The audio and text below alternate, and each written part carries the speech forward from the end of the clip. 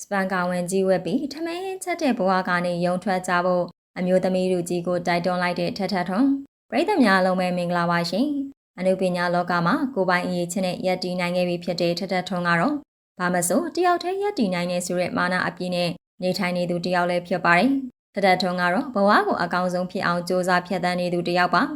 လူသိများတဲ့မင်းသမီးတစ်လက်ဖြစ်လာဖို့ကသူ့ဘဝအတွက်လွယ်ကူတဲ့အရာတော့မဟုတ်ပါဘူးနော်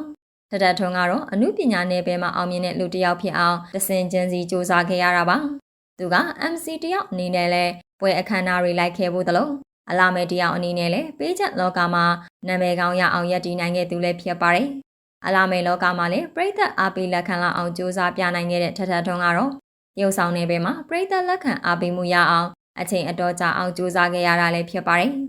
အမှုပညာနယ်ပယ်ပေါင်းစုံမှာအောင်မြင်မှုရအောင်စူးစမ်းခဲ့တဲ့ထထထွန်းကတော့အခုချိန်မှာကိုချရောက်ဘော်ကိုရက်တီနိုင်တဲ့အမျိုးသမီးတယောက်ဖြစ်လို့နေပါပြီ။မိန်းကလေးအများစုကအရွယ်ရောက်ရင်အားကိုးရှာခြင်းနဲ့ဆိုတဲ့အစိမ်မျိုးရှိကြပေမဲ့ထထထွန်းကတော့အဲ့လိုမဟုတ်ပါဘူးနော်။ထထထွန်းကတော့လိုချင်တဲ့အရာကိုကိုယ်တိုင်ရှာဖွေနိုင်တဲ့လူတစ်ယောက်မို့သူ့ဘဝမှာယောက်ျားရှိမှပြည့်စုံမယ်ဆိုတဲ့ခံယူချက်မျိုးမထားဘူးလို့ဆိုပါတယ်။ထထထွန်းကတော့လက်ရှိမှာချက်သူရှိပေမဲ့အိမ်အောင်ပြုဖို့ကိုအုံနောက်ထဲမရှိသလိုပါပဲ။မိန်းကလေးအများစုကငွေရှာနိုင်ရင်အိမ်အောင်ပြုဖို့ဆိုတာအတော်လေးစဉ်းစားယူရမှအသေးချပါပဲ။ငယ်ရွယ်တဲ့အချိန်မှာအချစ်ကိုယူမိုက်တက်ကြပြီးမဲ့အရွယ်ရောက်လေအချစ်ထက်ငွေကအရေးကြီးတဲ့ဆိုတဲ့စိတ်မျိုးမိန်းကလေးတွေရဲ့အတွေ့အမှရှိပါတယ်။သူများငွေကိုမတော်လောဘနဲ့လိုချင်တာမျိုးမဟုတ်ပဲအရွယ်ရောက်လို့ရင်ကြလာလေအိမ်အောင်ပြုခြင်းစိတ်နဲ့ပြီးကိုဘွားကိုအကောင်းဆုံးဖြစ်အောင်ရည်တည်မယ်ဆိုတဲ့စိတ်မျိုးဝင်တက်တာလေးဖြစ်ပါတယ်။ထထထွန်းကလည်းအဲ့လိုမျိုးပါပဲ။အခုချိန်မှာချစ်သူနဲ့လက်ထပ်ပြီးအိမ်မှုကိစ္စလုပ်ဖို့တက်ကိုရှာနိုင်တာယောက်ျားမလိုဘူးဆိုတဲ့အတွေးမျိုးဝင်နေတာလည်းဖြစ်ပါတယ်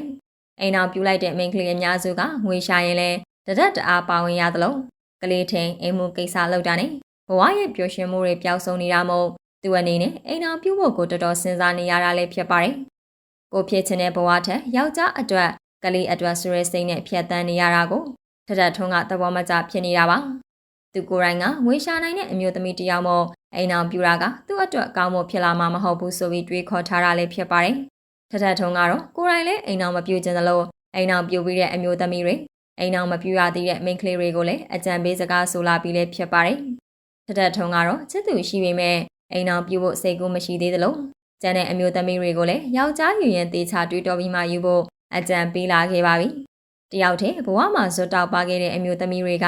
အိမ်အောင်ပြူမှာယောက်ျားလှုပ်ရှားထိုင်စားကလေးမွေးပြီးအရန်လုပ်တွေကိုစပကောင်ဝင်ကြီးဝက်ပြီးလုပ်ရင်းနဲ့အချိန်မကုန်မို့အကြံပေးလာခဲ့တာလည်းဖြစ်ပါတယ်။အမျိုးသမီးတွေကအိမ်ရဲ့တာဝန်တွေကိုအကုန်လုံးနေရလို့ကိုဖြစ်ချင်တဲ့အရာတွေကိုမင်းနေတတ်တာမို့သူ့အနေနဲ့သတိပေးခဲ့တာလည်းဖြစ်ပါတယ်။ထထထွန်းကတော့သူများတွေကိုလည်းအကြံပေးနေသလိုကိုရိုင်းကလည်းအိမ်အောင်ပြုတ်ဖို့မစင်စားတော့ဘူးဆိုပြီးယတိပြတ်ပြောလာခဲ့ပြီးလည်းဖြစ်ပါတယ်။ပရိသတ်တို့ရောထထထွန်းရဲ့အိမ်အောင်ရေးမူဝါဒတွေကိုဘလို့ထင်မြင်လဲဆိုတာထင်မြင်ချက်လေးတွေပြောခဲ့ပေးကြပါအောင်နော်။